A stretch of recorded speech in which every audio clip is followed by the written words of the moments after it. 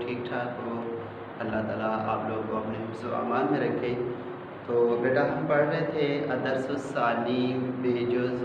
سورۃ انفال الدرس الثانی بجز،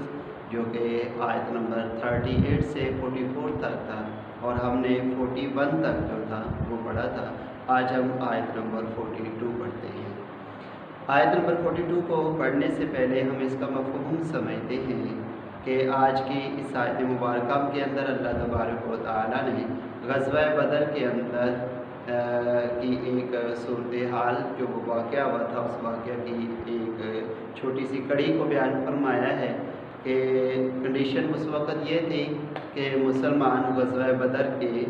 مدینہ منورہ کے قریب والے کنارے پر تھے، اور کافر جو تھے وہ میدان میں اتر کر غزوہ بدر کے جو مدینہ سے دور والا کنارہ تھا اس پر کافر تھے۔ اس لیے اللہ نے فرمایا کہ تم قریب کے کنارے پر تھے، یعنی مدینہ منورہ کے قریب، اور وہ دور کے کنارے پر تھے، یعنی جو مدینہ منورہ سے دور کا کنارہ تھا اس پر کافر جو تھے وہ بیٹھے ہوئے تھے۔ اور کیونکہ غزوہ بدر کی جب شروع میں ڈیٹیل میں نے آپ کو بتائی تھی تو آپ کو یاد ہوگا کہ آپ صلی اللہ علیہ وسلم جو غزوہ بدر میں گئے تھے تو مین مقصد یہ تھا کہ ابو سفیان کا تجارتی قافلہ جو ہے اس کو روکا جائے، کیونکہ ان کی تجارت کا مقصد تھا مسلمانوں کے خلاف اپنا اسلحہ، اپنی پاور کو مضبوط کرنا۔ یہ ان کے تجارتی قافلے کا مقصد تھا۔ تو اصل مقصد تھا اس قافلے کو روکنا اور اس سے جو مال مسلمانوں کے خلاف استعمال ہونا ہے وہ مال اس سے چھین لینا۔ اس وجہ سے آپ صلی اللہ علیہ وسلم اور آپ کے صحابہ جو تھے وہ میدان بدر میں اس قافلے کو روکنے کے لیے گئے، لیکن کافروں کو جب پتہ چلا، ابو سفیان نے میسج بھیج دیا زمزم غفاری کے ذریعے سے کہ جاؤ اور مکے والوں کو بتاؤ کہ تمہارا قافلہ لوٹ لیا گیا ہے۔ تو اب ابو جہل کا لشکر خوب ساز و سامان اسلحہ کے ساتھ اب وہ میدان میں اتر آیا تھا۔ تو اب صورتحال کیا تھی کہ مسلمان ریتلے علاقے میں جو مدینے کے قریب والا کنارہ تھا بدر کا اور میدان بدر کا، اور کافر جو تھے پہاڑی علاقہ جو مدینے سے دور والا علاقہ تھا، کنارہ تھا، اس پر تھے۔ یعنی کافروں کے اس کافروں سے مراد ہے کہ ابو جہل کا جو لشکر تھا وہ لشکر وہاں پر تھا۔ اب یہ دونوں آپس میں سامنے ہو گئے، اور ابو سفیان نے جو کلوز راستہ تھا وہ چھوڑ دیا، جو معروف راستہ تھا، اور اس سے نیچے ساحل سمندر کی طرف اترا۔ مثلا میں آپ کو تھوڑا سا نقشے کے ذریعے سے اس کو بات کو کلیئر کرتا ہوں۔ مثال کے طور پر یہ ادھر مسلمان اور ادھر کافر، یعنی جو یہ پہاڑی علاقہ تھا ادھر یہ کافر تھے، اور ابو سفیان نے اس معروف راستے کو اختیار کرنے کی بجائے جب یہاں پہاڑی علاقے میں پہنچا تو یہ نیچے یہ بحر احمر کی طرف یہ جو راستہ تھا یعنی سمندر والا، یہ اگرچہ تھوڑا سا لمبا راستہ تھا ساحل سمندر کا، تو ابو سفیان نے ادھر سے گزرنے کی بجائے یہ نیچے اتر گیا۔ مطلب ہے کہ یہ ساحل سمندر پر ہوتا ہوا دوبارہ اس راستے پر مکہ مکرمہ کی طرف روانہ ہوا۔ تو گویا اللہ تعالیٰ اسی کنڈیشن کو بتا رہے ہیں، مسلمان مدینہ سے قریب کے کنارے پر تھے اور کافر دور، یہاں سے مراد ابو جہل، یعنی ابو جہل کا جو لشکر تھا وہ یہاں پر مراد ہے۔ اور ابو سفیان فرمایا نا اس میں وَالرَّكْبُ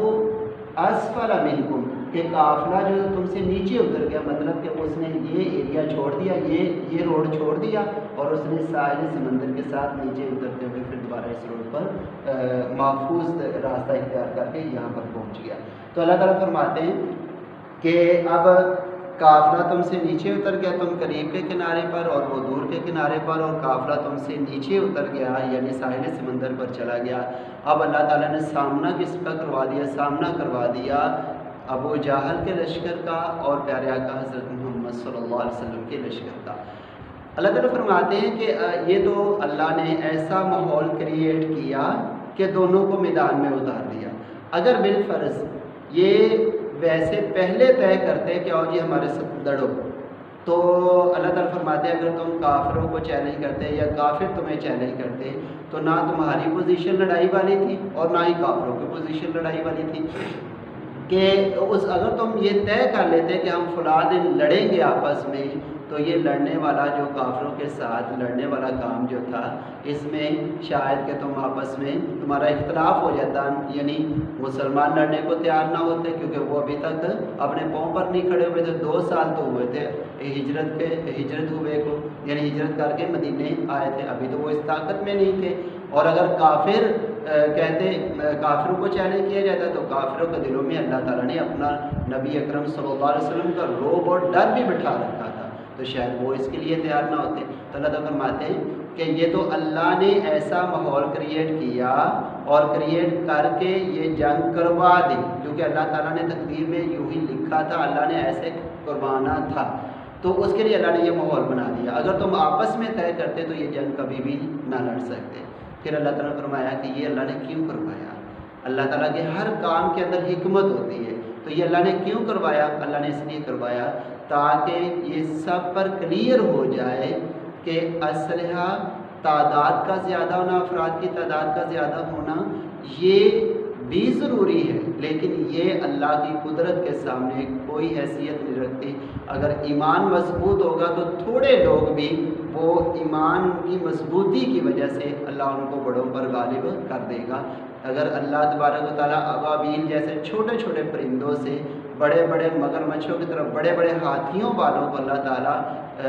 غصہ کر سکتے ہیں، ان کو گوبر بنا سکتے ہیں، تو اللہ تعالیٰ کے ہاں ان چیزوں کی طاقت دنیا کے اسلحہ، دنیا کی فوج کی کوئی حیثیت نہیں ہے۔ ہاں اس کو تیار بھی کرنا چاہیے، لیکن ہمارا ایمان اور یقین کس کی ذات پر ہونا چاہیے؟ ہمیشہ اللہ کی ذات پر۔ اور اللہ نے یہاں پر کر کے دکھا دیا کہ 313 بے سر و سمانی کے عالم میں 1000 اسلحہ سے لیس لوگوں پر غالب بھی آ گئے، اور اللہ تبارک و تعالیٰ نے یہ بتا دیا کہ سچ سچ ہوتا ہے، اسلام سچ ہے، یہ ہمیشہ سچا ہی رہے گا، اور کفر جھوٹ ہے اور اس میں ہمیشہ جھوٹ ہی رہنا ہے۔ اس کو اللہ تعالیٰ نے آگے آخر میں یوں بیان فرمایا کہ اب تو اللہ نے سب کو واضح کر دیا کہ اسلام کتنا برحق ہے اور کفر کتنا جھوٹا ہے، تو اب جو اس سچائی کو دیکھنے کے بعد